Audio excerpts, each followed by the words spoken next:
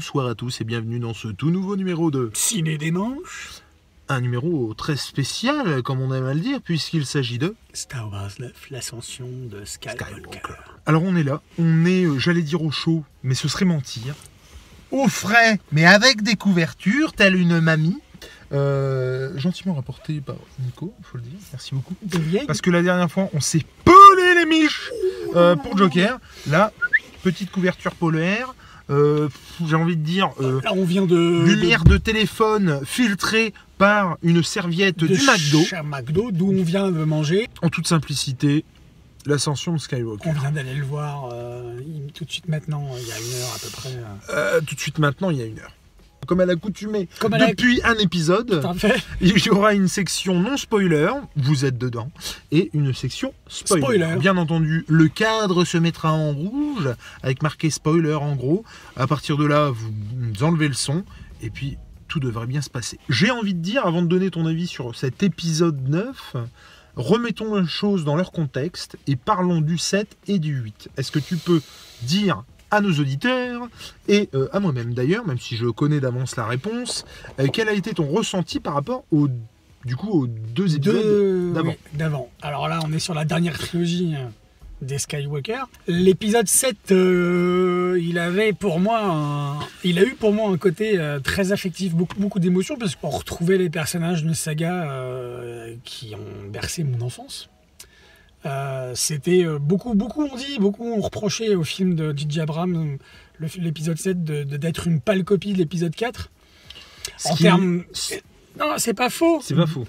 Pour énormément de choses, mais il fallait au moins ça pour reprendre la série et la saga. Je suis complètement d'accord. Et donc le 7 a été pour moi une belle surprise, eu égard à ce qu'on a eu avec la prélogie, l'épisode 1 et 2 en particulier. Tu m'as pas demandé d'en parler, mais j'en parle quand même. Et l'épisode 7, donc voilà. Alors, si je peux me permettre, ça m'évitera de répéter les choses en fait.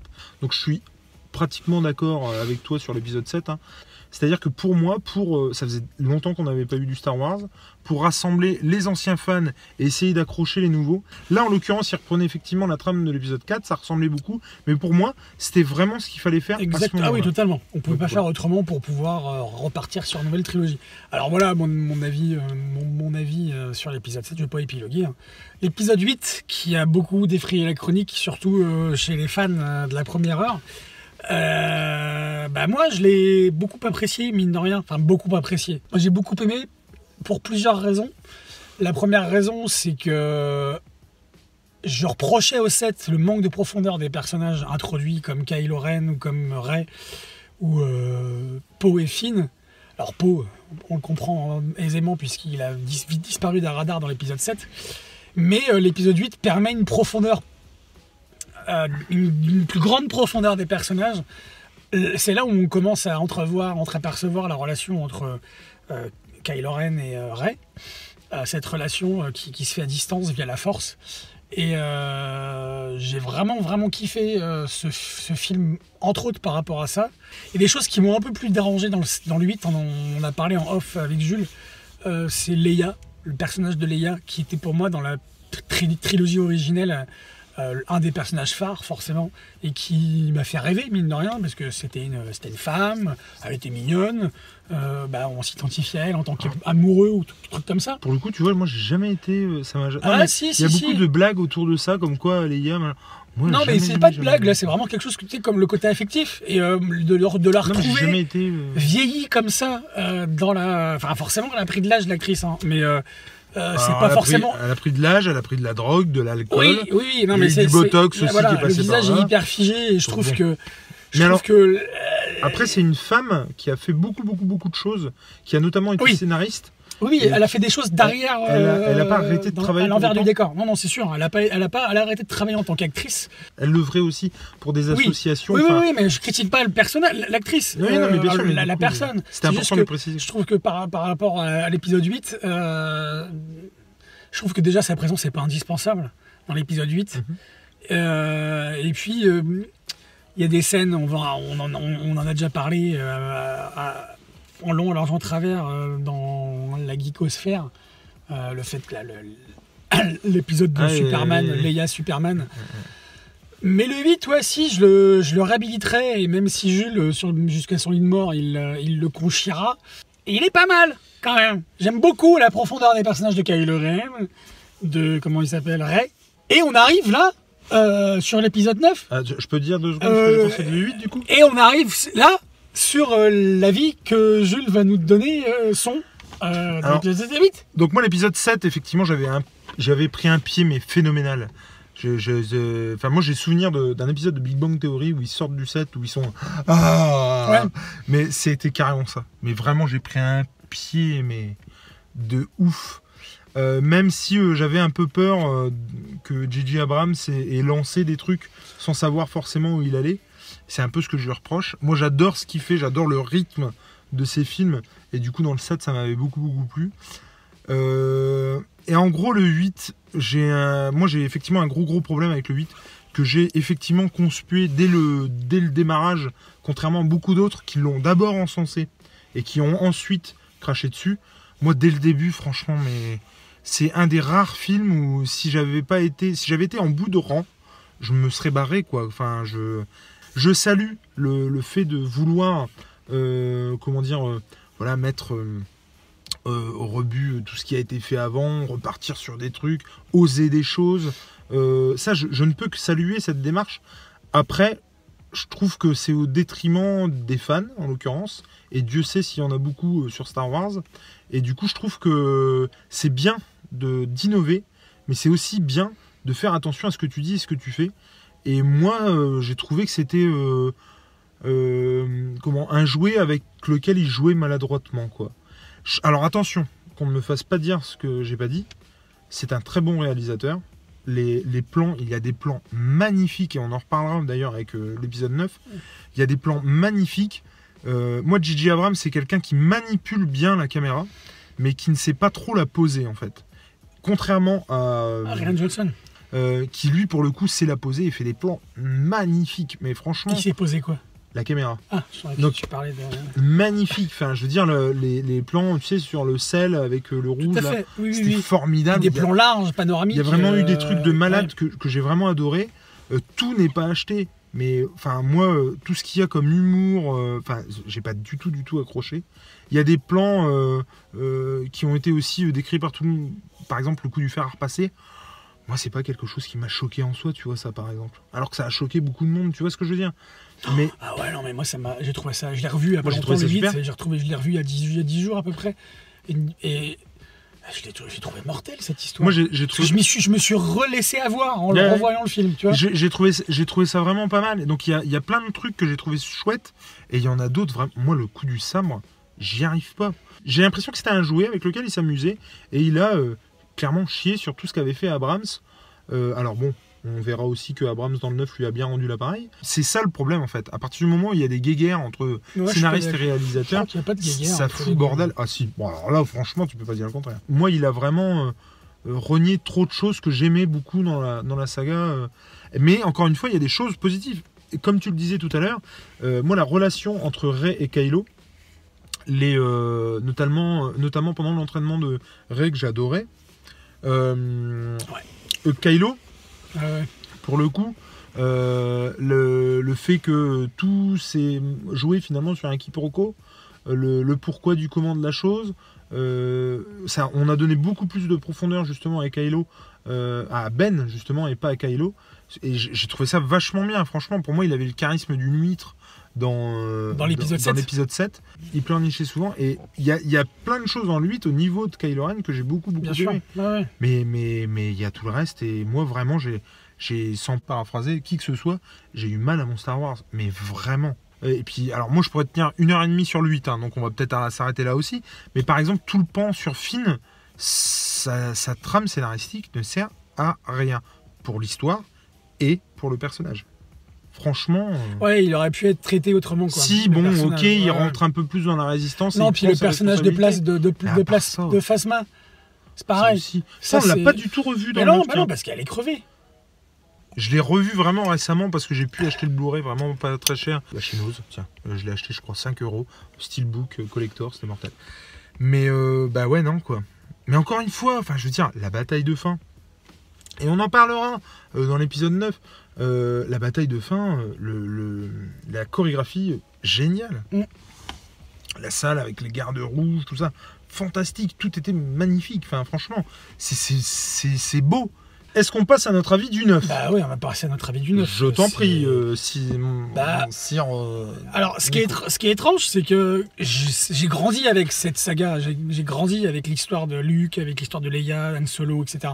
Quand l'épisode 1 est sorti en 98, donc, j'étais hyper joyeux, hyper excité.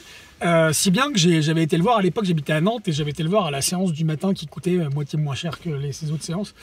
Et j'étais ressorti de là, j'étais hyper déçu quoi. Enfin, en fait, je crois que si j'avais eu un truc dans la main qui se cassait, je l'aurais jeté par terre. Ah vraiment? Ouais. Je pense que j'étais tellement énervé de la façon dont George Lucas il nous avait pondu le préquel de sa trilogie originelle, que le 2, j'ai été le voir, je crois que j'ai même pas été le voir au cinéma le 2.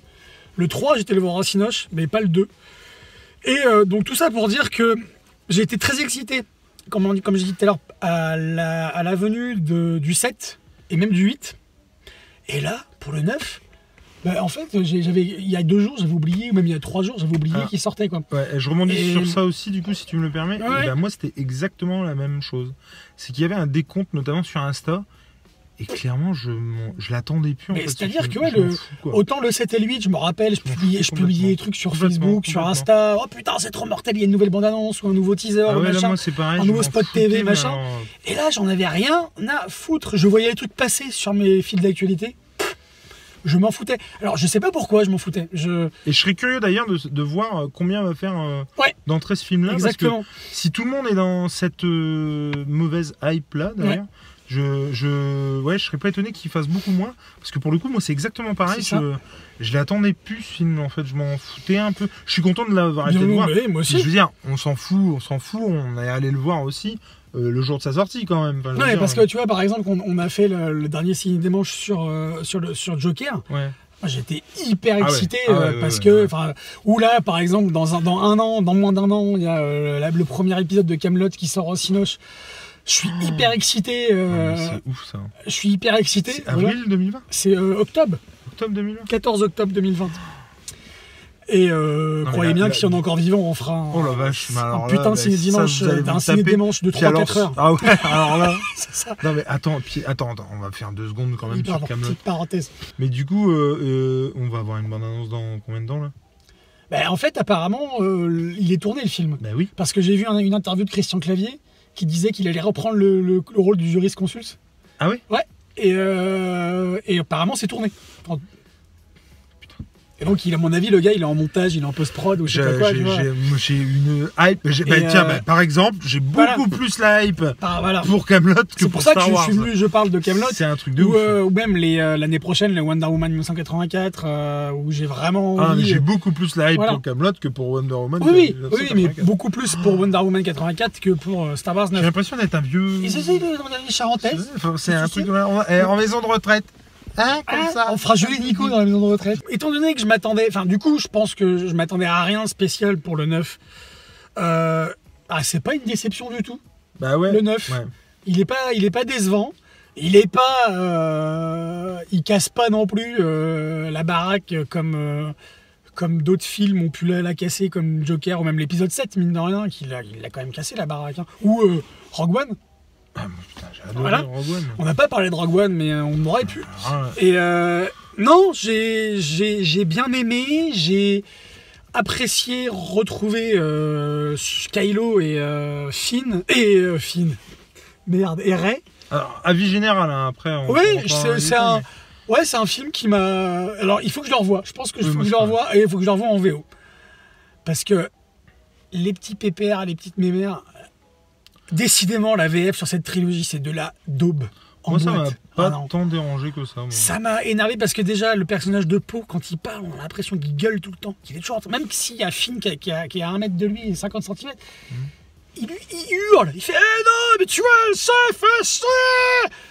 Eh oh, je suis à côté de toi. Tu peux arrêter qu'est-ce que c'est, s'il te plaît? Voilà, donc j'ai trouvé que la VF... Résistance ou pas, si tu continues à me gueuler dans l'oreille, je te défonce la gueule. Voilà. Non, la VF, je trouvais que c'était de la double VF. Mis à part tout ça, j'en ai pris plein la tronche parce qu'il y a des belles images, il y a des gros plans en particulier, on va pas rentrer dans les détails maintenant, mais qui m'ont vraiment hypé, qui m'ont vraiment donné envie de... Voilà. Mais j'ai apprécié, j'ai beaucoup aimé ce film, mine de rien, même si pour moi, il restera pas dans les annales. Alors, voilà. Moi. Attention. Voilà. Attention. Comme donc mon compère, je n'étais pas en hype du tout de ce film. Je suis content, je l'attendais pas. Hormis depuis ce matin. Depuis ce matin. C'est vrai. Moi aussi. Depuis ce matin, je me disais putain, je vais voir Star Wars. Moi aussi. Putain, je vais voir Star Wars. Exactement. Mais sinon, franchement, mais alors, pétard mouillé. Alors que j'avais vraiment attendu le 7, vraiment attendu le 8. Ouais. Moi, le 7, j'ai été un gosse.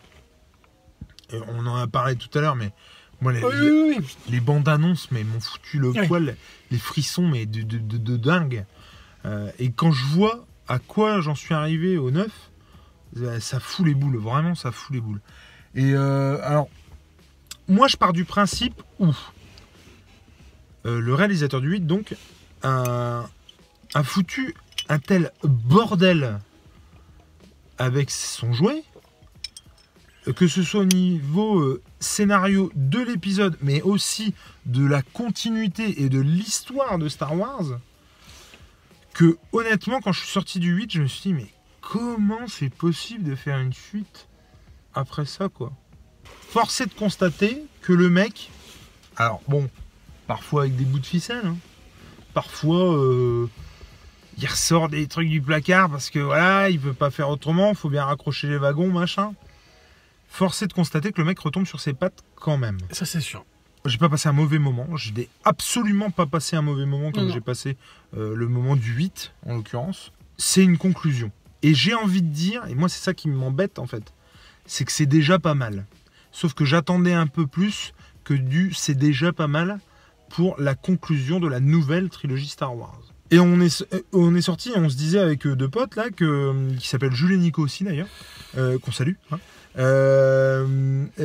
On se disait qu'il fallait pas la faire cette trilogie au final. S'il avait fallu faire une trilogie, une suite à la trilogie originelle, il y a un personnage qui était trop, comme je te l'ai dit en off, comme je vous l'ai dit en off à toi et au gars, c'est le personnage de Rey qui pour moi n'apporte rien. Je pense que le personnage de Kylo Ren, le fait qu'il soit tombé dans le côté obscur, ça se suffisait à soi-même, et c'est ça qu'il aurait fallu développer, et la relation qu'il a entretenue et qu'il pouvait entretenir avec Luke Skywalker. Je pense que c'est deux personnages qu'il aurait fallu se développer, et je pense que scénaristiquement, J.J. Abrams, dans l'épisode 7, il a dû couper des choses parce que Harrison Ford, il voulait pas continuer. C'était le deal de départ. C'est-à-dire que Harrison Ford voulait bien réenquiller s'il mourait à la fin. Et je pense que le J.J. Abrams, il a dû adapter son scénar par rapport à ça, et on en est arrivé à une partie de ce qu'on a vu. Non, mais alors... Et je trouve que la trilogie, elle aurait été bien meilleure si on s'était focalisé vraiment sur... le basculement de Kylo Ren de la lumière du côté obscur, du côté lumineux au côté obscur de la Force. Sans le personnage de Rey, il sert à rien. Ben moi, je pense que si. Le seul problème, c'est que je pense vraiment que c'était pas prévu comme ça, quoi. Oui. Et que en gros, ils ont fait avec le truc. Alors par contre, pour revenir au 8, alors je vais dire ce que j'en pense par rapport à autre chose aussi. Et ça, c'est pareil. Je t'en ai parlé tout à l'heure. Ceux qui taxent Disney en gros contrôler le bazar et de ne pas laisser voilà, faire le réalisateur comme il veut, faire ce qu'il veut, machin. Pour moi, j'en ai eu par contre la preuve avec le 8. C'est-à-dire que pour moi, ils ont donné les clés de la boutique au réalisateur du 8. En tout cas, Rian Johnson, hein, j'espère encore une fois que je ne me trompe pas. Mais ils lui ont donné les clés de la boutique et tu fais ce que tu veux. C'est pas possible que le truc n'ait pas été validé par Disney quand même. Donc le mec, ils l'ont laissé faire ce qu'il voulait, ils avaient une entière confiance en ce gars-là. Et donc, moi ça me rassure quand même pour tous les autres films, parce que Disney quand même met les mains un peu sur tout maintenant. Et du coup, ça me rassure de savoir que ils peuvent laisser les clés de la boutique à quelqu'un. Et du coup, ouais, voilà, je pense vraiment que c'est pas ce qui avait été prévu au départ en fait. Et que le mec Je sais pas si c'est de sa faute à lui, j'en sais rien. C'est pas le souci, puis de toute façon c'est fait. Mais je veux dire, on a mis les mains dans un truc, puis après il fallait bien, voilà, il fallait bien la finir cette trilogie. Je trouve que quand je te parle du personnage de Rey qui n'a pas forcément de grande utilité, tous les 2 premiers épisodes, on s'interroge sur ses origines, elle s'interroge sur ses origines, on focalise là-dessus quand même, mine de rien. Elle vient d'où, qui c'est, elle a pas de nom de famille. Ah non, on focalise dans le 7. Dans le 8, l'autre il dit allez vous faire foutre, il n'y a pas d'origine, ses parents c'est rien. L'autre il décide. Mais c'est quand même une trame. Je trouve que ça en ça que ce personnage, il n'était pas forcément prévu. Plus dans le 7 d'ailleurs, il savait pas quoi en foutre de ce personnage. Et moi je suis pas du tout. Tu vois, le Faucon Millenium qui se retrouve sur sa planète, on sait pas comment. Non, moi je trouve que ce personnage de Rey, je maintiens. Non mais. S'il n'avait pas été là et qu'on avait focalisé, on avait développé le personnage de Kylo Ren, je te dis, de Padawan à ce qu'il est devenu, ça aurait été mortel. De voir Luke Skywalker en maître Jedi, etc., qui déconne parce qu'il a déconné, ça m'a vraiment intéressé. Johnson a pris le contre-pied de tout ce que tu pouvais te demander de ce qui allait se passer. Bien sûr. Alors, quelque part, c'est louable parce que le mec essaie de faire quelque chose un risque auquel on s'attend pas. Bien sûr. Mais il y a un moment donné, à force de jouer avec le feu, tu brûles et tu fais de la merde. D'accord. Les parents de Rey, c'est quelque chose qui met en place dans l'épisode 7. L'autre, tu t'attends à tout. Tu t'attends à ce que ce soit le fils ou la petite fille d'eux. Crac, il te dit que c'est personne. Finn, son relation avec les Stormtroopers, tout ça, pas de réponse. Snoke, pas de réponse. Ou en tout cas, si. Et pas la réponse que t'attends, en tout cas. Et des comme ça, il y en a tout le temps. C'est-à-dire que les questions qui ont été posées dans le 7, lui, il répond, mais complètement à côté de la plaque. Toi, t'as dans tête que Luke, c'est le chevalier qui sait se battre au sabre laser, machin. Crac, c'est un clodo en train de boire à même la mamelle d'une vache spatiale. Ça m'a pas choqué, j'ai trouvé ça très cohérent, justement. Mais non, mais j'ai pas dit que c'était pas bien. Je trouve que c'était cohérent. J'ai dit qu'il prend le contre-pied systématique de ce que tu peux penser. Et il y a un moment donné où il faut aussi contenter tout le monde. Tu peux prendre des risques.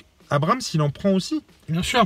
Alors, par contre, je suis complètement d'accord pour dire qu'il en prend beaucoup moins que Johnson.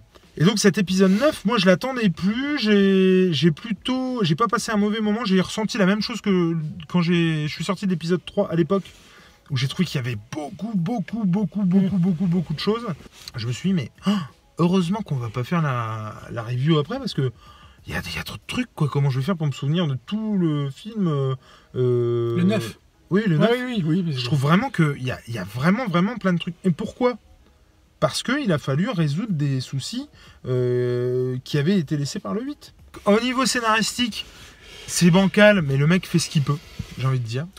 Au niveau de la réal, j'ai trouvé, notamment dans ce film-là, que contrairement à des films comme Super 8, qui sont beaux visuellement et où il sait bouger la caméra, Star Trek pareil, j'ai pas trouvé qu'il y avait de beaux plans comme dans le 7. Oh putain, il y en a un quand même. Ouais, mais non, mais un sur tout le film. Comparé au 8, je veux dire. Oui, d'accord. Le 8 était extraordinairement beau, je trouve. Oui, mais esthétiquement, il était parfait, le 8, quasiment. Mais par contre, le 9, moi je trouve qu'il sait toujours bien manipuler sa caméra, ses mouvements de caméra, les vaisseaux, enfin tout, je trouve que c'est mortel. Moi, je me souviens l'avoir dit aux potes avec qui je suis allé voir le 7. Moi, j'ai jamais vu le Faucon Millenium voler comme ça avant le 7, tu vois. J'ai vraiment pris une claque, mais... Et là, j'ai retrouvé un peu de ça aussi. Et encore, pas trop. Mais voilà, donc le mec fait avec des... Je trouve que ça va. Ça aurait pu tellement être pire.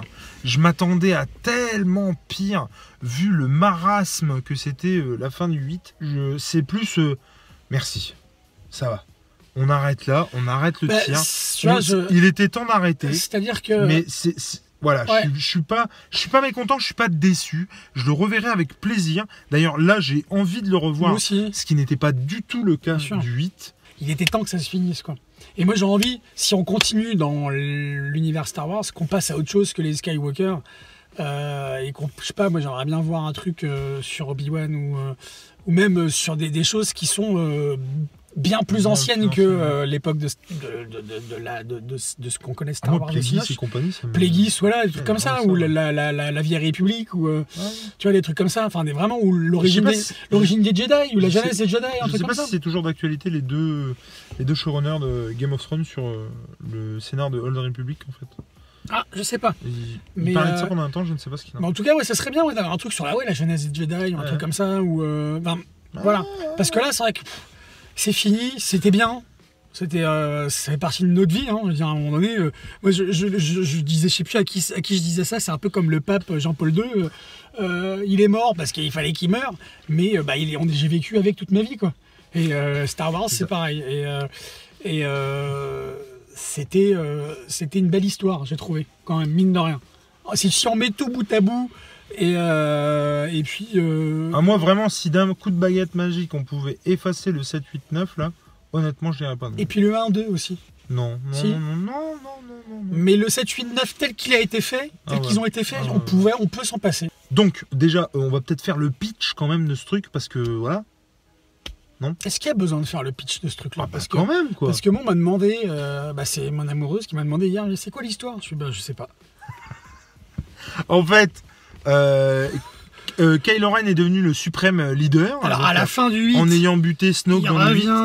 Donc on va spoiler quand même pour le 8, hein, on est d'accord. Ce truc. Et du coup, donc, il est suprême leader Kylo Ren. Machine, là, Rey, elle continue son entraînement avec Leia, parce que Leia est une grande Jedi, hein, comme tout le monde le sait.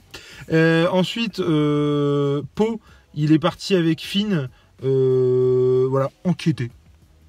Enquêter parce que, voilà, ils ont entendu que Palpatine... Ils ont reçu un message codé... De Palpatine Non, ils ont reçu un message codé comme quoi Palpatine était de retour. Et c'est l'espion qui l'a annoncé. Et c'est Pépine du Seigneur des Anneaux qui l'annonce. Ah oui, c'est vrai. C'est vrai. Et du coup, voilà, donc ils entendent effectivement que Palpatine, il est de retour. Oui, d'accord. Et donc, bon bah voilà, le film commence avec ça. Moi, c'est... Voilà. Ouais. Moi, il y a deux films, en fait. Il y a une première partie, une deuxième partie, dont je parlerai dans le spoiler, non? Dans la partie spoiler. C'est un peu compliqué d'en parler sans parce spoiler. Parce que là, je pense qu'on va spoiler. Je pense qu'on se met à partir de maintenant, tu crois pas? Bon voilà, donc j'ai envie de dire, comme d'habitude, hein, allez le voir, faites-vous votre propre avis. Maintenant, on va passer à la section spoiler. Donc il y aura un spoiler alerte, comme ça. Mais en gros, là maintenant, si vous ne l'avez pas encore vu, vous pouvez partir. Ou revenir pour avoir notre avis quand vous l'aurez vu. Quand vous l'aurez vu. Si vous êtes encore là, c'est que vous voulez du spoil. Ciao, ciao. Ben moi, ce que je voulais dire, c'est que moi, j'ai eu du mal. Le film, pour moi, il a mis du temps. Enfin, pour moi, hein, dans mes attentes, il a mis du temps à recommencer. C'est-à-dire qu'il était très brouillon pendant, allez, on va dire 1 heure. À peu près 1 heure. Ouais. Déjà, moi, la première scène, je la comprends pas. Avec Kylo qui bute des... En fait, la première scène, c'est très bizarre déjà parce que... Enfin, déjà, tout va aller vite, hein, clairement. On va déjà...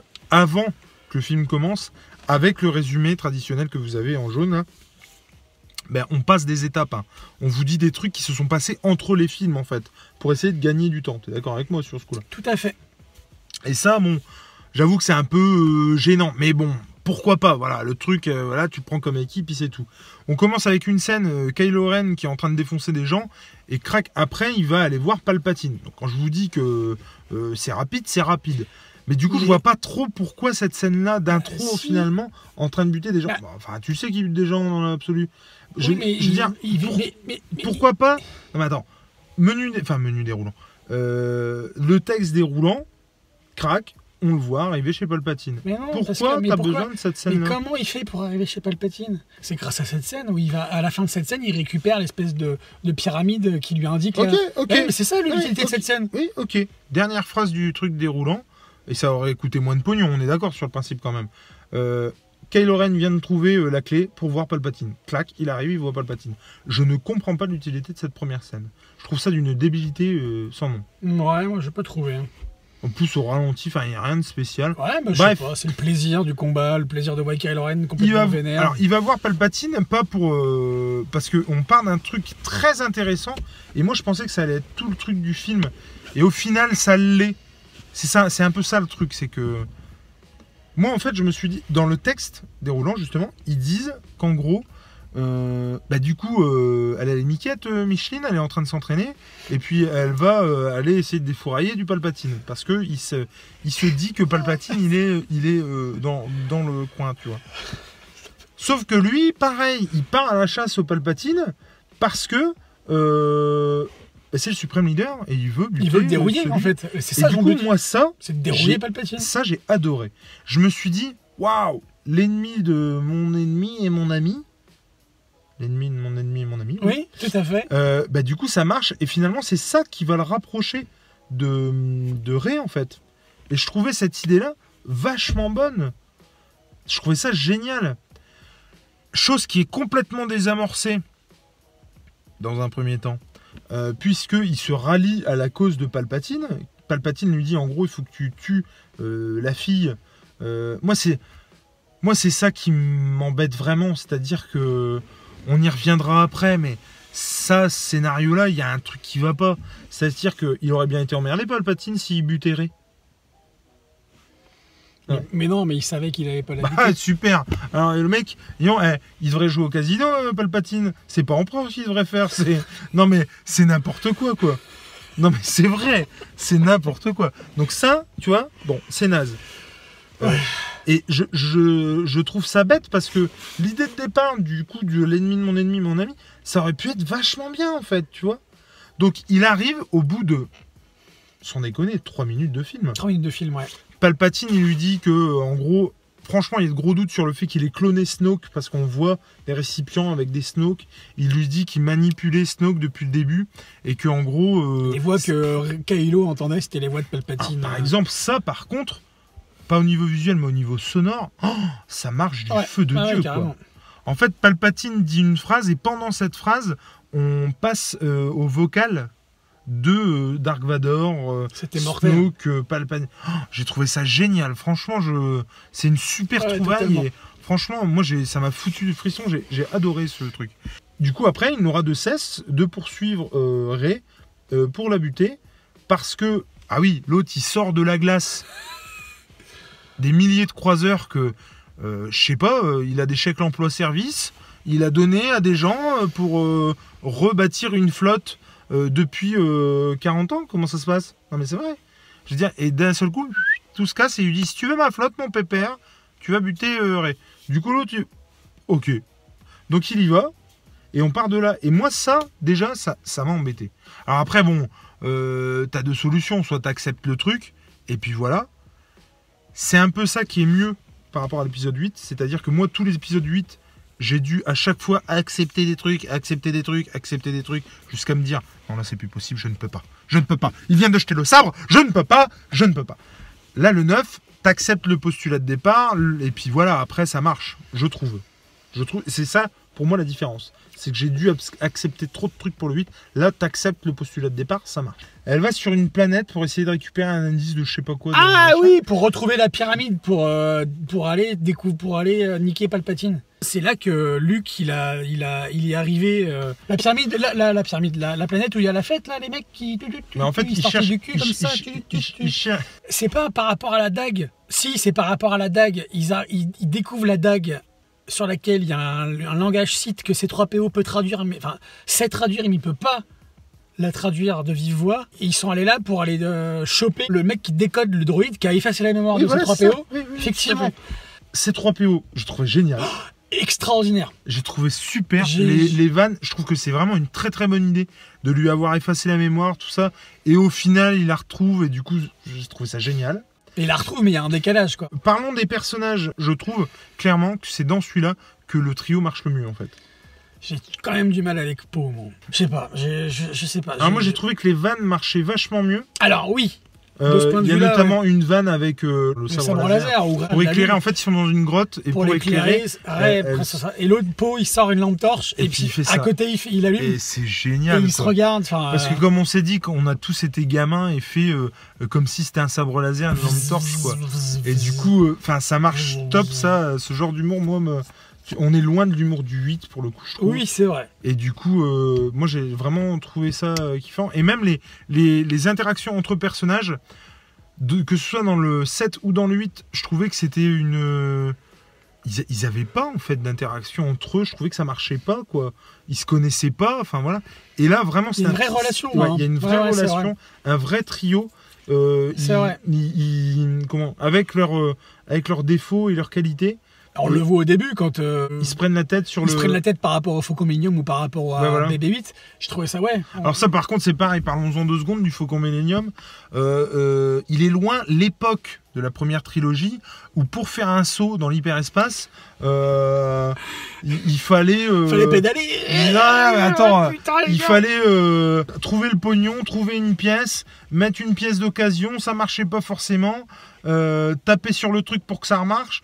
Oula, il est loin ce temps-là. Hein. Le pot, il fait des sauts hyperespace en ricochet, qui s'appelle ça. Sur 3, 4, 5, enfin, c'est festival international, quoi. Ça, moi, ça m'a super choqué, quoi. Mais ça passe. Mais ça passe. Elle est mortelle, cette scène, d'ailleurs, je trouvais. Et pourquoi pas? Même titre que l'actrice qui joue... même titre que Carrie Fisher, pardon, pour Leia. Lando Calrissian qui revient. Je trouve ça triste quand même parce que il faut revenir pour le faire revenir. Pour pas grand chose. Il est là. C'est génial de le revoir. On lui file le faucon parce que voilà. C'est génial de le revoir, mais putain. Ouais, non, franchement, ça sert à rien, quoi. Mais revenons à donc nos moutons. Les personnages, je trouve qu'on arrive à donner un background à chaque personnage très intelligemment. Chose qu'on n'avait pas forcément fait dans les autres. C'est-à-dire que par exemple, Poe, tu sais quand il va sur la planète, il y a un moment donné où justement, c'est là où ils c'est là où ils vont chercher le décodeur parce qu'ils veulent capter Canal+. Alors, ils vont dans une cité machin, et lui, il va tout en sachant qu'il ne va pas être le bienvenu. Il va pas être bien accueilli. Ouais. Et du coup, ça lui donne un background sur son personnage. Il a eu une relation avec la nana. Ouais, j'ai beaucoup aimé justement cette nana. Parce qu'au début, je me suis posé la question, je me suis dit putain, mais qu'est-ce qui va se passer? Et en fait, j'ai beaucoup aimé parce qu'on est typiquement dans le schéma narratif du conte avec la nana qui est un adjuvant qui est là pour... elle va juste être de passage. Ah ouais, mais ça marche bien. Et elle les aide en fait, ça dure pas longtemps. Hein. Elle va revenir à la fin pour la grande bataille. Je trouve que le personnage, il est juste. Ouais, non, il est comme il faut à sa place, tac. Ça et ça donne justement une autre image de Poe. Mais Poe, il avait une image très lisse, et en fait, on se rend compte que c'était une forme de contrebandier. Ah bah, il était contrebandier. Non, mais passeur d'épices. Passeur d'épices. Donc il était contrebandier. Et il y a cette scène aussi avec Chewbacca. Cette scène-là, j'ai trouvé ça génial. Alors moi, ça m'a fait beaucoup penser au jeu Le Pouvoir de la Force. Dans une moindre mesure parce que lui c'était quand même un croiseur qu'il arrivait à bouger par la force. Ça c'était mortel. Et ouais, quand ils se battent avec Kylo pour... c'est pareil, je trouvais que la scène avec le taille faisait cheap dans la bande-annonce, et là ça marchait vachement bien. Elle était extraordinaire. Et pour le coup, donc il arrive à rattraper comment dire, il y a un vaisseau donc qui transporte Chewbacca parce que il est fait prisonnier. Il est fait prisonnier par les Stormtroopers. Je vous le dis tout de suite par quelle opération du Saint-Esprit, je ne sais pas, téléportation ou autre, mais il se retrouve dans un autre vaisseau après. Donc il parle de téléportation, il me semble, à un moment donné. Et en fait, donc ils se battent avec la force pour essayer de récupérer ou pas le vaisseau. Et du coup, Rey finit par lancer des éclairs, ce qui donne quand même une indication sur ses origines. Et du coup, elle pète le vaisseau et du coup... Chewie vient de mourir sous nos yeux. Voilà. Et alors ça, moi, ça m'a scotché. Je me suis dit non, c'est pas possible. Et limite, j'ai regretté, puisque, attention, spoil dans le spoil, il est pas mort. Hein. Mais moi, du coup, j'ai limite regretté tellement le traumatisme était ouf. Ouais, en plus, on se rend compte qu'il est pas mort très rapidement, quoi. C'est-à-dire on n'attend pas une demi-heure. Moi, je me suis dit, il est pas mort. Mais je m'attendais à ce qu'il revienne plus loin, quoi, et tu l'apprends très vite. Mais est-ce que tu n'aurais pas préféré qu'il soit mort, franchement? Bah pour le coup, après coup aussi. Tu vois, ouais. Après coup aussi, et puis ça aurait donné encore plus de profondeur au film, plus de crédit au film. Pour le coup... Parce que c'est la fin de la saga, la fin de tout, donc tout le monde crève, quoi. Je veux dire. Par rapport à Chewie, j'ai été content de plusieurs choses, en fait, après. Où j'étais content, du coup, qu'il soit en vie, parce que j'aime bien le personnage de Une. Et puis ça m'a permis de le voir face à la réaction qu'il a face à la mort de Leia, en fait. Oui. Oui. Putain, mais tu te... Waouh. Bah, il est effondré, quoi. C'est ça, c'est beau. C'était très émouvant. C'était le petit côté... parce que, bah, les gars... ils étaient... Elle fait un coup de force, mais alors, elle se concentre bien, mais merde, et puis elle ne prend plus rien. Mais cette scène, elle est mortelle d'ailleurs. Cette scène, elle est mortelle. Sauf qu'elle disparaît voilà, comme un P sur une plaque de verglas. Là, elle disparaît à retardement. J'ai pas trop compris. C'est le P que tu contiens.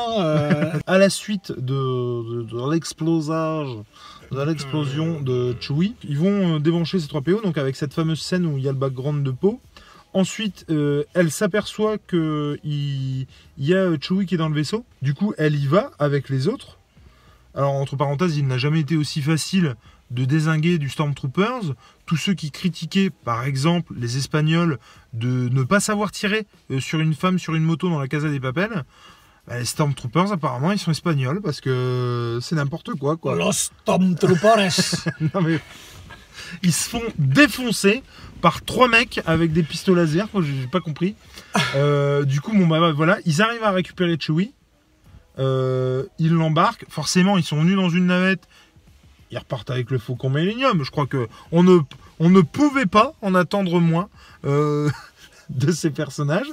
Et du coup, alors l'avantage, encore une fois, par rapport au 8, c'est que tout ce qu'ils font a un début, un milieu, une fin.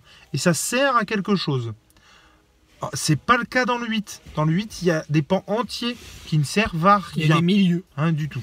Une très belle scène que j'ai adorée où Kylo rentre en contact avec Rey dans le vaisseau. Dans le vaisseau, c'est terrible.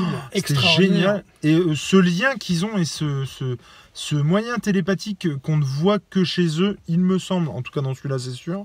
Même, tu sais, les sacs de grains qui se percent et les grains qui se retrouvent dans le vaisseau. Enfin, ça nous amène doucement vers d'autres choses, parce qu'il y a un moment, forcément, de cette télépathie-là, ils vont s'en servir. Et du coup, c'est génial, pour le coup, ce moyen de communiquer. C'est clair. C'est un autre pan de la force qu'on n'avait pas forcément... Et ça marche vachement bien. Ouais. Donc, Kylo explique les origines de Rey. Il explique et il rebondit sur le fait que ses parents n'étaient pas rien, comme il l'avait dit dans le 8, mais plutôt qu'ils avaient choisi de ne rien être. Et du coup, il lui dit, bouge pas cocotte, j'arrive, je vais te dire d'où tu viens et qui tu es, en fait. Et donc, on sent qu'elle le sait. Oui, elle le sait. On sent qu'elle le sait, elle n'est pas surprise, même si elle ne veut pas l'entendre. Elle veut pas y croire, en fait, à ses origines. Elle dit à Poe et à Chewie et à Finn de monter dans le vaisseau et qu'en gros, elle va attendre Kylo. Kylo lui dit donc que c'est la petite fille de Palpatine. Bah, elle hallucine un peu, en fait. Ah, même nous. Du coup, oui et non, parce que du coup, je l'avais vu venir. Moi, depuis les éclairs, franchement, j'avais... Non, mais bien sûr, mais quand même. Alors, moi, j'avais eu beaucoup de doutes sur le fait que... Et même en voyant la bande-annonce, en fait, avec la Dark Rey... C'est trop drôle. J'avais un doute sur le fait qu'en fait, ce soit pas la fille de Palpatine, mais des clones, en fait, de Palpatine. Et ce qui aurait pu être aussi, je trouve, très intéressant. Tout à fait. Et du coup, c'était donc un clone de Palpatine, mais du coup, un clone femelle de Palpatine, en espérant qu'elle ne vieillisse pas comme lui, du coup. Et du coup, donc on apprend que c'est sa petite fille. Elle arrive à s'échapper grâce au Faucon Millennium, et d'ailleurs, j'ai adoré comment elle se bat. Je trouvais ça vraiment bien. Et puis voilà, donc Kylo Ren qui est toujours avec son masque. Toujours est-il qu'elle se met un peu à l'écart et elle va donc sur Kashyyyk. Ouais. Il me semble, sur l'île où elle s'entraîne avec l'ami Luke. Ouais, elle s'est entraînée avec lui, quoi. Ouais, et puis, et là, en gros, c'est un peu fuck Rian Johnson. C'est-à-dire qu'à partir de ce moment-là, le film commence réellement, quoi. Et du coup, elle sait plus qui je suis. Elle est vénère, en fait. Elle est vraiment énervée, donc elle crame son vaisseau avec lequel elle est venue. Mon papy, c'est un fumier. Voilà, mon papy, c'est un gros fumier. Moi, je suis peut-être une fumier aussi. Voilà. Et donc, elle crame tout et elle décide de séparer du... Entre parenthèses, ça m'éclate aussi. Du sabre donc, laser. Elle crame tout. Bah, donc, oui, t'es peut-être une fumier. Oui, du coup. Et donc, elle décide effectivement de jeter le sabre laser. Et nous, dans la salle, moi, j'ai eu la réaction, je fais non, bah non. Et en fait, si, elle le fait. Et là, qu'est-ce qui apparaît? La main de Luke. De Luke en hologramme. Et là, Luke, il lui dit un sabre laser se traite avec un peu plus de respect que ça. Ah bah, si ça, c'est pas prends ça dans la gueule, Rian Johnson, c'est ça. Que ce soit d'ailleurs de la part de Mark Hamill qui a absolument détesté son rôle dans Star Wars 8 et ce que pouvait être Luke, ou que ce soit J.J. Abrams qui adresse un message. C'est juste... Enfin, bref, je ne reparlerai pas du 8 encore une fois. On en a parlé tout à l'heure, déjà. Il lui explique qu'en gros, bah oui, moi je sais que t'es la petite fille. Il faut pas croire à ce que tu... Enfin, il faut pas faire attention à ce que tu es. Entre parenthèses, Leia, c'est un peu une saloperie quand même, parce qu'elle voit la gamine galérer et de pas savoir où elle est, ce qu'elle fait, dans quelle étagère et compagnie, pour qu'au final, elle le sache depuis le début. C'est dégueulasse. Il dit que... Bah, il l'encourage, quoi. Il dit non, il faut que tu crois en ton destin, tu dépasses tout ça, tu vaux mieux que ça, voilà, blablabla. Et puis, bah voilà, va lui démonter la gueule. Va lui démonter la tronche à l'autre, là. C'est un peu ça. C'est ça. Il se retrouve sur la planète où l'étoile noire s'est écrasée, et donc Palpatine également. Et ça, j'ai trouvé mortel, cette scène-là. Plans de ouf, c'est vague. C'est gigantesque. Après, le petit clin d'œil aussi au début de Rey, qui est quand même une pilleuse d'épave, elle se retrouve dans l'épave. Et le fait qu'elle grimpe, comme dans l'épisode 7, totalement, vraiment. Et il y a ce clin d'œil aussi à la fin où elle glisse, elle fait de la luge sur le sable, sur Tatooine, merci. Et du coup, voilà, elle réussit. En fait, il y a deux passages badass sur cette planète, dans et sur l'épave de l'étoile de la mort. À l'intérieur, dans la salle du trône de l'empereur Palpatine. Ouais, apparemment, il y a une salle annexe. Il y a une salle annexe dans laquelle elle va, effectivement. Et elle se confronte à son double maléfique. Voilà. Et cette scène, elle est juste elle fait écho, mortelle. Elle fait écho à l'Empire contre-attaque ou au retour du Jedi. Quand Luke il rencontre son double maléfique. Qui est déguisé en Dark Vador. Je crois que c'est l'Empire contre-attaque. C'est l'Empire contre-attaque. Et du coup, bon ben voilà. Donc cette scène, il se passe. En fait, cette scène arrive. Elle commence à se battre avec son double maléfique, sa Némésis. Ouais. Elle sort de la pièce. Et là, il y a Kylo Ren qui a débaroulé. Il commence en fait la rédemption de Kylo Ren. Alors attends. Oui, mais alors attends. Elle était quand même venue à la base pour récupérer l'espèce de clé. Elle l'a récupérée. Ouais, non, mais parce c'est le truc quand elle se bat avec sa Némésis. Ah oui, elle le fait tomber. Ouais, lui, il le récupère. Et c'est là qu'on voit qu'il a là. Et paf, il pulvérise la pyramide qui, au demeurant, est un objet qui permet de trouver les coordonnées d'où se cache Palpatine. Voilà, pour faire rapidos. Et à partir de là, pour moi, c'est à partir de ce moment-là que Kylo Ren entame sa rédemption pour redevenir Ben Solo. Et que Rey bascule un petit peu, quoi. Elle bascule. Puisqu'elle est en colère. Elle est très en colère. Elle lui fout sur la gueule et bref, un combat Et en fait, il se retrouve dehors, à l'extérieur. Alors ça, c'est magnifique. Les plans sont magnifiques parce que les décors sont dingues et machin. Ah, puis t'as les bruitages, des vagues. Par contre, je trouve vraiment que la chorégraphie est... Moi, j'ai pas trouvé qu'il y avait contrairement au 8, par contre, où les chorégraphies de sabre n'étaient pas ouf. Je suis assez d'accord avec toi, mais moi je l'interpréterais comme ça de la part de J.J. Abrams. Il n'a pas voulu faire Enfin, je pense qu'il a voulu focaliser sur l'expression des visages, sur l'expression des personnages. Des acteurs, c'était plus ça qui était important. Je pense que c'est ça qui était important parce qu'en fait, il y a beaucoup de lenteur dans ce combat. Elle avait l'air épuisée par le combat. Oui. Enfin, non, elle avait l'air épuisée tout court parce que elle n'était pas épuisée par le combat, elle était épuisée par toute la traversée qu'elle avait faite avec des vagues de 75 mètres de haut. Et c'est à ce moment-là, effectivement... Lui va pour la tuer, il est prêt à la tuer. Parce qu'en train de perdre le combat. Là, pour le coup, elle le perd. Et Leia est en train d'essayer de récupérer son fils. Voilà. Et donc, elle le perturbe. Et c'est à ce moment-là qu'en fait, on a la vraie rédemption de Kylo Ren, parce qu'à ce moment-là, il regarde au loin, il lâche son sabre laser. Et Kylo et Rey, elle récupère le sabre, son sabre, elle le tue. Elle transperce Kylo Ren. Kylo s'effondre. Il y a un jeu de regard, de respiration forte et rapide qui se fait. Alors, il meurt pas. Il meurt pas, non. Et elle s'approche et elle lui met la main. Elle le guérit. Et la plaie se guérit. Alors donc, voilà, nouveau pouvoir médicinal de la part des Jedi. Elle le fait pas avant à quelqu'un? Ah si, à la bête.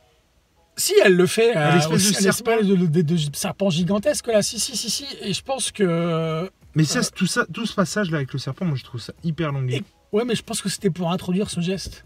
Oui, pour introduire ce nouveau, et c'était très utile. Mais du coup, j'ai trouvé ça un peu longué, moi.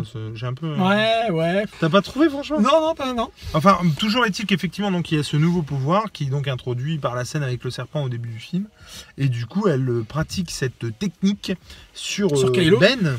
Voilà, sur Ben qui redevient Ben pour le coup. L'autre, j'ai envie de dire, il fait un peu le point, quoi. C'est vrai. Hein. Ouais, non, c'est ça. Il fait un peu le point avec lui-même. Elle se barre, du coup. Elle le laisse en plan comme ça, elle se barre, et c'est là qu'elle se barre avec son vaisseau pour aller voir Luke. Lui, il jette son sabre, et du coup, en jetant son sabre, forcément, nous, en tant que spectateurs, on comprend que Ben se... Ah non, avant, il voit son père. Oui, oh putain, quelle scène! Oh, j'ai adoré. Et alors, c'est ça un peu ça le problème avec le 9, c'est que je trouve vraiment qu'il y a beaucoup de choses. Quoi. Ouais, il y a... Tu vois, en faisant le bilan, là, c'est un truc de malade. On vient de le voir pourtant. Et alors, ça c'est un peu spécial parce que moi, quand j'ai vu arriver la scène, je me suis dit, ok, alors c'est la fête. Alors là, tout le monde revient. Non, mais je veux dire, il n'y a plus de Jedi fantôme. Voilà. Grâce à la force, il revient, machin. Comme on l'a dit en off. Le mec, c'est un contrebandier, il revient, il n'y a pas de souci. Et ils insistent bien sur le fait que c'est un souvenir. C'est-à-dire que Han Solo, il dit mais je suis un souvenir, quoi. C'est ton souvenir. Donc c'est. T'en fais ce qu'on tu veux, quoi. Et j'ai trouvé vraiment cette scène extra, justement, parce que déjà tu revois. Et dans le texte, elle fait vraiment écho à sa mort parce qu'il redit les mêmes phrases. Il redit les mêmes phrases. Je sais ce que je dois faire, mais je ne sais pas si je vais réussir à le faire. Il redit les mêmes phrases tous les deux. Ils redisent les mêmes phrases. Il y a les mêmes gestes. Sauf la seule différence. La seule différence, c'est que au lieu de tuer son père, Ben Solo se retourne et jette son sabre. Donc c'est là la différence fondamentale entre le 7 et le 9. J'ai trouvé cette scène ouf. Et j'ai trouvé cette scène ouf. Et j'ai pas arrêté tout le long où il y avait le plan sur Harrison Ford, sur Han Solo. J'ai pas arrêté de me dire, mais putain, la gueule qu'il a quand même. Il a une de ses gueules, le mec. Et plus il vieillit, plus il a une de ses gueules. Tu sais, il me fait penser à ces acteurs comme Michael Douglas ou comme Robert Redford ou machin. Les mecs... Plus ils vieillissent, les mecs, ils ont de la gueule. Ils ont... Bah bon, là, après, j'aimerais bien qu'ils se mettent au tournage d'Indiana Jones parce que Pépère, il a une hanche en plastique. Ah, il a que 82 piges, non? Non, mais il y a un moment donné, faut peut-être y aller. Elle va voir Luke. Luke, dans toute sa bonté, avant qu'elle se casse, il lui donne un autre sabre. Le sabre de Leia. Alors putain. Oh putain. Le sabre de Leia. Non, c'est pas ça. Mais du coup, on voit une scène d'entraînement. C'était génial. Avec le jeune Mark Hamill. Mais c'était génial. C'était ouf. Qui était d'ailleurs beaucoup mieux fait que Leia. On voit dans la pénombre, on voit deux personnages qui se battent au sabre laser. Et on se rend compte que c'est donc du coup Luke et Leia. Et du coup, ça nous explique beaucoup de choses. Beaucoup de choses par rapport à Leia. Je comprends pas pourquoi il n'y a pas eu des scènes comme ça avant, quoi. Pourquoi il n'y a pas eu une scène comme ça dans le 8 ? Alors, cette scène-là, moi, je dirais même que c'est la scène qui manquait à la trilogie originelle. Non, moi, ça me choque pas. Par contre, je trouve que dans le 8, ils auraient dû la mettre. Parce que pour le coup, ils auraient dû la mettre, dans le 8, il y avait des flashbacks, tu vois. Il y avait des choses qui auraient pu être expliquées par cette scène dans l'épisode 8, effectivement. Mais elle est... cette scène, elle est monstrueuse. Parce qu'elle est furtive, cette scène. Elle dure quoi ? Elle dure 1 minute, même pas 30 secondes. J'ai trouvé ça vraiment hyper cool. Et du coup, il lui donne son sabre. Donc, elle part avec les deux sabres. Ouais. Et du coup, forcément, un coup de main, comme ça. Il fait lever son X-Wing et du coup elle a un vaisseau pour repartir. Comment je l'avais trop prévu au départ. Mais carrément, mais c'était trop bon parce qu'on s'était pas planté sur ce coup-là. Et c'était génial effectivement. Bon, à mon avis, il va falloir lui passer un bon coup de polish quand même parce que le truc, je sais pas il est resté 35 piges dans l'eau. Ça doit être japonais à mon avis parce que pour que ça tienne le choc comme ça, le bazar, il y a un moment donné où toujours est-il donc qu'elle prend le X-Wing, alors là avec tout le sens que ça peut prendre. Et cela, justement... Comme à la fin de l'information, finalement. Exactement. Et je sais pas si ça t'a fait la même chose, mais quand j'ai vu Rey dans le X-Wing, ça m'a fait furieusement penser au Anakin jeune, Anakin enfant. Ouais. Où il est dans la... Et puis avec le casque qui est 3 fois trop grand plus que pour elle.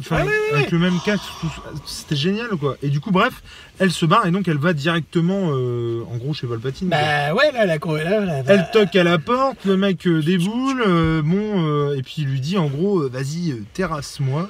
Tu feras ce que je te dis de faire. Et comme ça, je pourrai vivre à travers toi, tu deviendras la nouvelle impératrice. Qui vivra à travers des milliers de sites. Enfin, des milliers de sites vivront à travers toi. C'est ça, c'est en ça que je disais que c'était complètement naze, parce qu'en gros, si Kylo l'avait buté, j'ai envie de dire, du coup, à pas, quoi. Ou si, il se serait servi de Kylo après, quoi, peut-être. Enfin bref, toujours est-il que... donc il lui dit, t'es légitime, t'es ma petite fille, machin, donc vas-y, tue-moi, terrasse-moi, et puis bah, ça va le faire, quoi. Elle veut pas dans un premier temps, parce qu'en fait, ah oui, alors ça c'est pareil, je trouve que c'est vraiment bête qu'ils aient pas appuyé là-dessus. En fait, il y a un moment donné où il dit un truc du style, qu'en gros les Sith, leur immortalité, se joue dans le fait qu'à chaque fois, ils passent dans le Sith d'après. Je me fais bien comprendre. Ah oui, oui, oui. Mais qu'en gros, bah voilà, elle va terrasser l'empereur, enfin Palpatine. Du coup, Palpatine va venir dans Rey.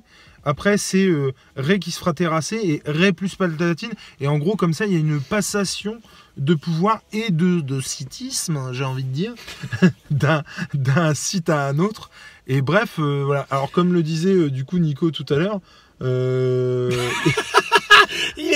était bonne celle-là. L'autre Nico du coup, ils sont cons, ils ont qu'à arrêter de prendre des apprentis. Comme ça, voilà. Alors bon, moi je lui disais aussi qu'effectivement, donc c'est une réflexion très très bonne, hein, mais je lui disais aussi que, bah, c'est-à-dire que le mec se sentant proche de la fin, il va pas choper le balayeur du coin pour passer son sithisme dans un autre. Vous vous rendez compte, un Jedi balayeur, le mec, c'est quoi ton pouvoir? Ah, moi je passe le balai, mon pote. Tiens, c'est pas possible. Sans les mains. Sans les mains. Avec la force. Du coup, tu vois, je joue de la guitare sans les mains, Manitas de la vitesse. Bref. Donc il se passe tout le discours qu'ils ont tous les deux, et que le discours où Palpatine essaye de convaincre Rey de le tuer, etc. Blablabla. Et là, il y a Kylo Ren qui revient. Parallèlement, il y a Kylo qui vient et qui se gare, qui gare son taille juste à côté du X-Wing. Du X-Wing, il y a l'impression qu'il y a un parking, un emplacement. Non, mais c'est vrai. En bataille. Il a fermé à clé les... Non mais garé en bataille, nickel, hein. Franchement. Et puis alors, bref, donc il y va. Alors, le mec il va pas avec une demi-molle, hein. Il y va sans armes, sans rien. Et ici, il a un blaster. Ah ouais, ça y a vachement servi, dis donc. Si, il a tué quelques chevaliers de Rennes. Il arrive. Ah oui, alors les chevaliers de Rennes, on en a pas parlé, mais je pense qu'il vaut mieux pas. Il se fait démonter la gueule, hein, par 4 ou 5 chevaliers, et du coup il y a à ce moment-là, donc elle finit par accepter la petite mère là, de se rallier à la cause de Palpatine. Je pense que c'est très sérieux. Je pense qu'elle vraiment, elle allait le faire, puisqu'il vient d'ouvrir son toit ouvrant. Ah, c'est pareil, hein. Alors lui, technologiquement, il a la pointe. Parce que j'aimerais bien savoir comment il marche, l'ascenseur là.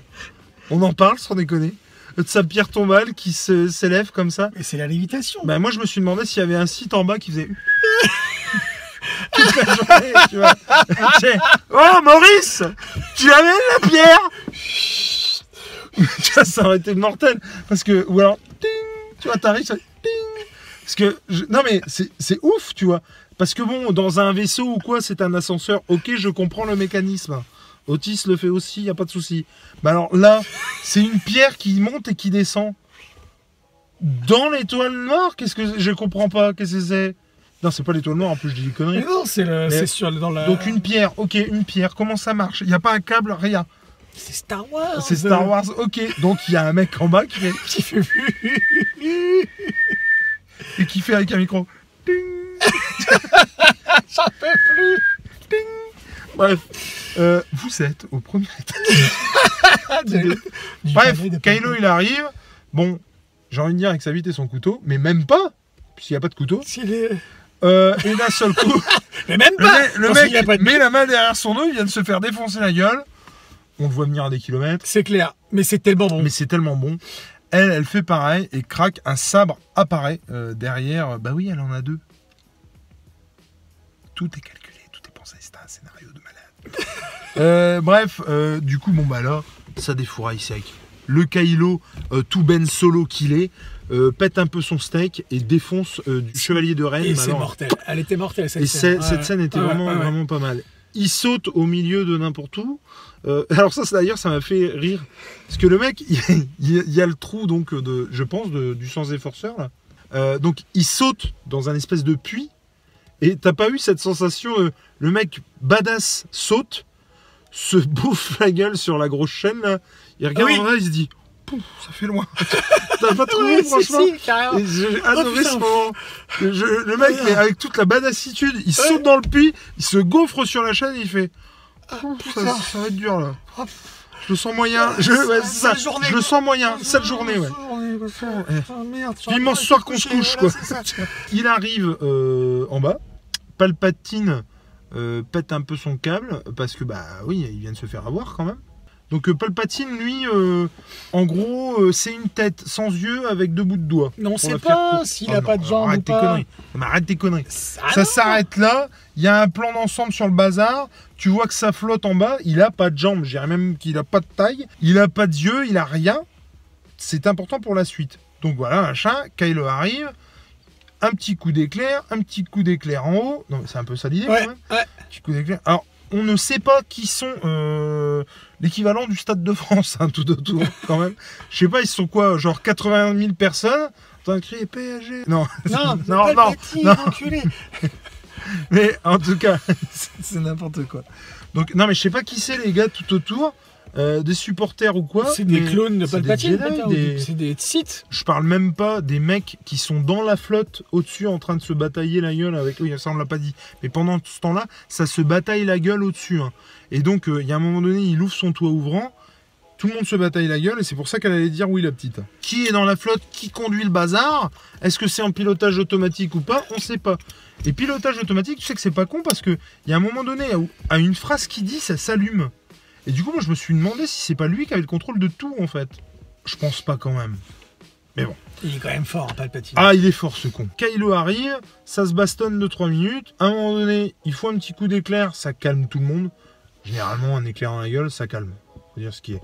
Il leur balance pas un coup d'éclair, il leur bouffe après toute leur énergie. Après, donc il met à terre et après effectivement il leur pompe leur énergie vitale aux deux. Alors plus que leur énergie vitale, si j'ai bien compris, c'est finalement ils pompent leur relation. Moi j'ai compris que c'était vraiment leur relation parce qu'en fait, unique leur qui faisait deux, voilà, à deux et du coup en fait ils se régénèrent.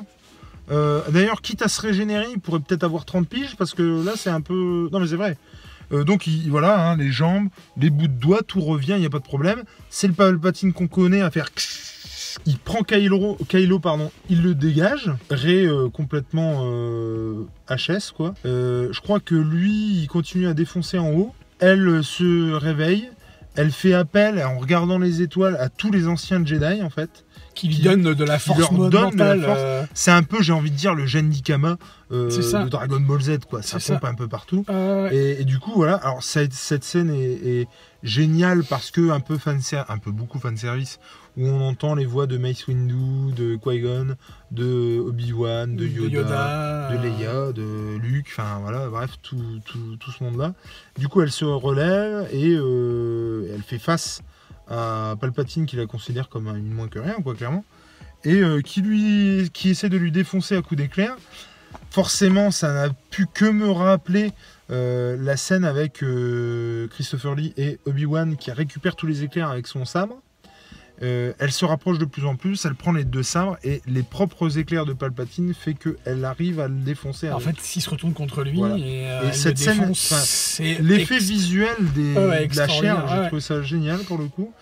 Elle défonce Palpatine. Alors moi, pendant très longtemps, j'ai cru que Kylo, en fait, j'ai cru que toute cette histoire allait se résoudre par elle qui bascule du côté obscur et que Kylo doive la tuer. Moi aussi, en fait. Et encore une fois, tu vois, c'est ce que je te disais tout à l'heure. Je sais pas si j'aurais préféré ça, en tout cas c'est ce à quoi j'ai pensé. Ce qui est sûr, c'est que du coup il a pris à contre-pied puisqu'il a fait autrement que ce que je pensais. Mais c'est pas moins bien pour autant, je trouve. Non, c'est même, je pense que c'est ce qu'il fallait, quoi. C'est juste ce qu'il fallait. Donc après, elle tombe d'épuisement complètement HS. Elle tombe d'épuisement, c'est-à-dire qu'elle meurt, elle est morte. Kylo arrive et je trouve qu'il joue vachement bien. C'est-à-dire que la manière dont il marche et qu'il rampe vers le corps, je trouvais que c'était vachement bien, enfin que c'était crédible, quoi. Il y a un moment donné où il essaye de se relever et il retombe, enfin je trouvais ça hyper crédible. La manière dont il la prend et qu'il la met dans ses bras, c'est pareil. J'ai trouvé que c'était hyper crédible dans la manière de se positionner, franchement, comme si vraiment il avait mal et qu'il avait souffert d'un combat. Et donc bref, il la met dans ses bras. Et puis ce qui devait arriver arrive, c'est-à-dire qu'il se concentre et du coup il ressuscite. Il la ressuscite. Parce qu'elle était morte. Et donc elle se réveille, et donc comme on a dit tout de suite d'ailleurs pendant la séance, il y a un côté Roméo-Juliette. C'est très Roméo-Juliette. De ouf, puisque il se réveille, elle se réveille, ils s'embrassent, et elle tombe. Elle l'appelle Ben, Solo. Ouais, il tombe. Il tombe et il meurt. Il disparaît, quoi. Enfin... Et il disparaît. Et il fait... Alors lui, pour le coup...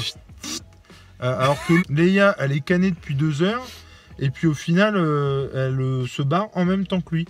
Comme si elle attendait son fils. Bien sûr, c'est qu'est-ce qui s'est passé en haut, du coup, la résistance arrive avec à sa tête Lando.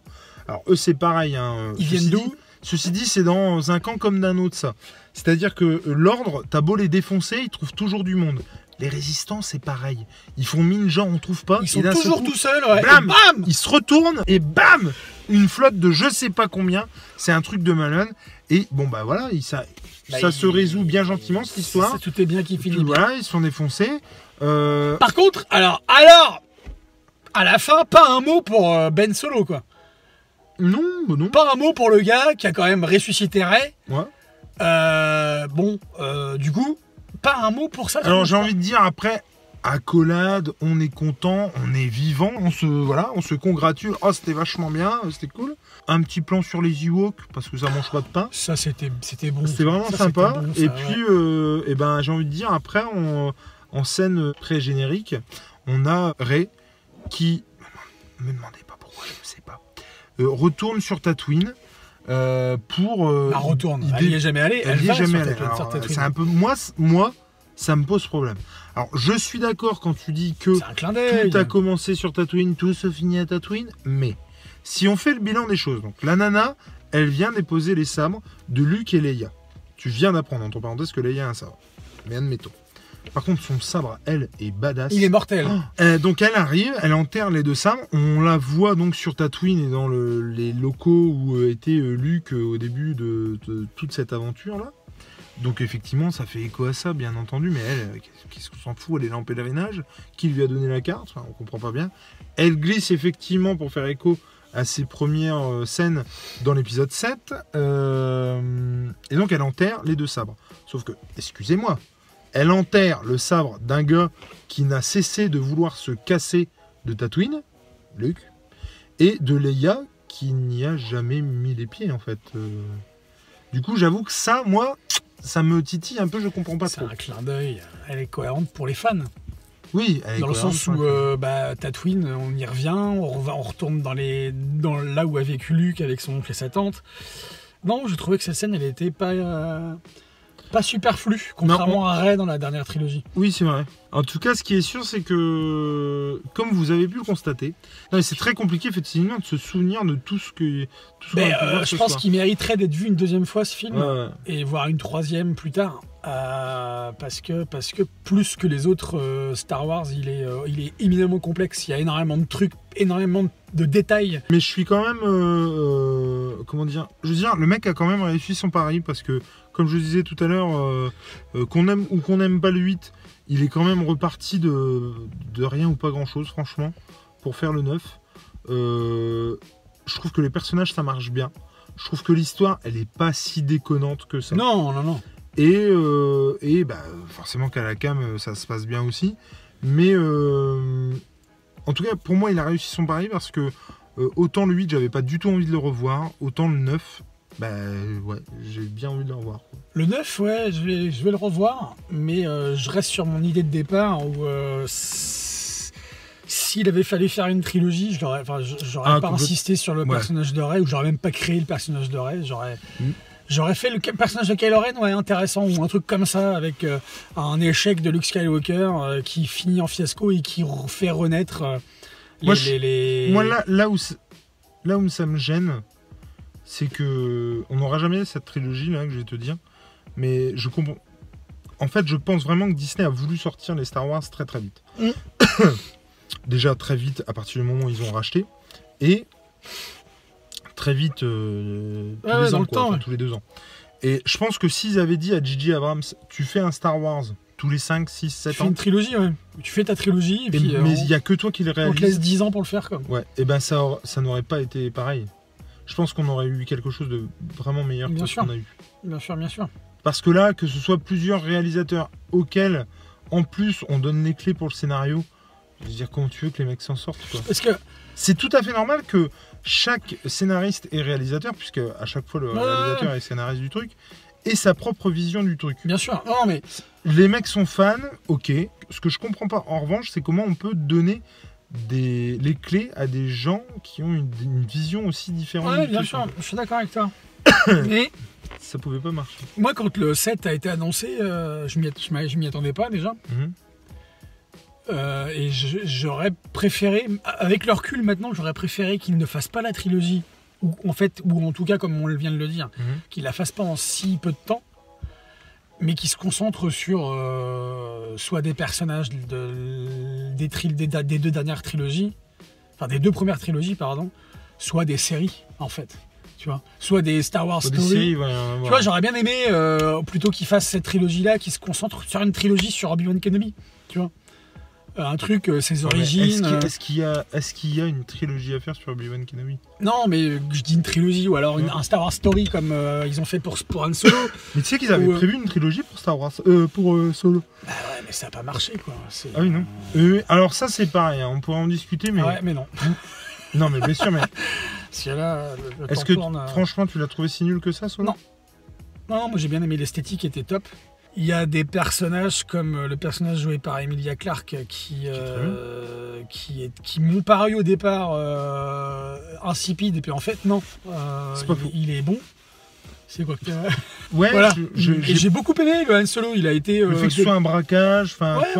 Ouais, j'ai aimé les origines de la possession du Faucomenium par Han Solo. Le mec il joue pas si mal que ça. Voilà. La rencontre avec Chewie, ça marche vachement bien. Ça marche très très bien. C'est pas au taquet en fait des séries Star Wars Rebelle et compagnie, mais je sais que par exemple Dark Maul, on en parle beaucoup dans Star Wars Rebelle. Dark Maul, ça aurait été un personnage Boba Fett, je serais pas étonné aussi que ce soit dedans. Ou je sais pas, créer vraiment, je sais pas, sur Tatooine par exemple, dans les différents, dans la ville là, comment elle s'appelle cette ville, là où ils vont pour choper Han Solo. J'aurais bien aimé qui fasse genre soit un film, un Star Wars Story, soit une mini-série sur cet univers-là, quoi. L'univers assez western. Oui, ça va pouvoir dire. Tu vois, qui serait. Je pense que Mandalorian, c'est très western. Ouais, peut-être, ouais.